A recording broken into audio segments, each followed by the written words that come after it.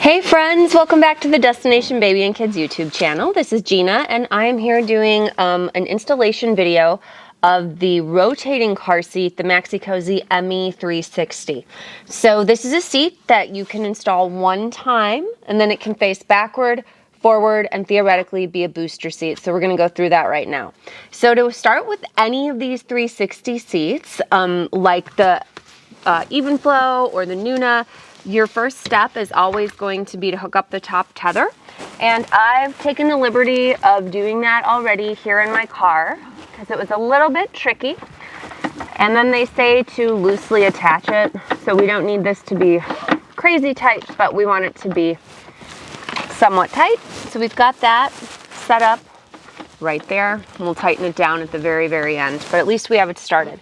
Now, the seat itself, if you notice on the side, oh, you know what? I have to put it in full recline. On the side, there's a little indication. There's a blue rotation lock indicator that shows right now that it's locked off, which is great. What we're gonna have to do is rotate the seat and then remove it and lift it toward me in order to install it, which may require me getting out of the car. I hope not, but we'll see. Let's get into it. So to rotate it, there's a pincher on the front of the seat. Unlike other rotating seats where you grab somewhere on the side, the rotation always remains the same on here. It's the front, it's my right hand down here at the back, and that's gonna rotate the seat. From there, the ability to lift it up and off in order to have access to the installation is going to come from a handle here on the bottom of the seat. So once you pinch this, you're able to fully lift this off. They tell you to rest the seat over there. It is attached with a wire, so it can't like really go anywhere. This to me is probably not the greatest installation idea. I would probably design this differently because if you have a captain's chair, this is a bench seat, so this works okay in this situation. But if you have a captain's chair, I could foresee this being definitely problematic. You would need like somebody there to hang on to it or the armrest down. I'm not even really sure how you would do that. I hesitate to even think about it. This is going to be your lever to lock off the belt. So we're now going to take the seat belt and run it through the blue belt path. The thing that's cool about this guy is that there are indication windows that will turn green that tell you when you've installed the seat and it's tight enough. There is also, it looks like, QR codes for installation videos. So once your belt is buckled, you can go ahead and pull the slack out. And you see here, what I'm working on is making sure these windows are green. They are green. I'm going to go ahead and close this off.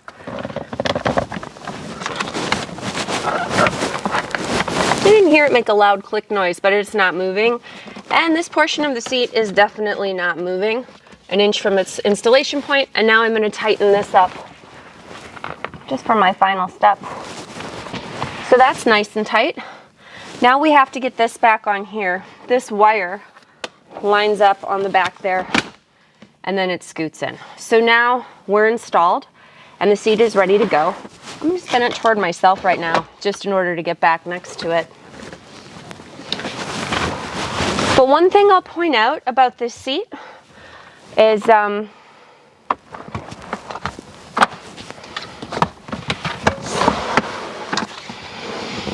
it can, when it's in rear facing, be in multiple recline positions. And those positions are adjustable once it's installed. So there are customers that are very, very adamant that they want a seat with adjustable recline while the seat is installed.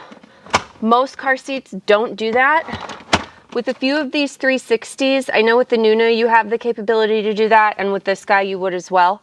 At a $450 price point, it is a nice feature.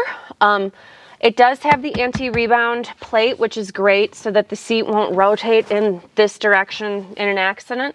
The cup holders are very nice. It has a lot of nice features built into it. My light went out. Let me spin it toward you so you can see.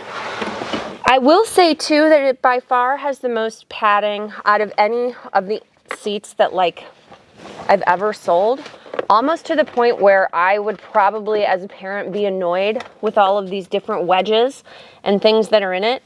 If you have a big kid, it's just like a lot of stuff to be in there. Additionally, this particular body pillow, according to their book, has to be used with a baby in either direction until they're 30 pounds. So that always is going to be behind them, even when they're bigger. I hate stuff like that. It is 100% in the book, though, so much so that they put a sticker over whatever the other information was about it. So that's clearly an important piece. You would think they would mark it on the pillow, but they don't. That being said, biggest drawback is going to be in the rear-facing mode. They do have a 40-inch body height restriction. So if your baby is over 40 inches tall, you can no longer use this rear-facing. You would have to start using it in a forward-facing mode.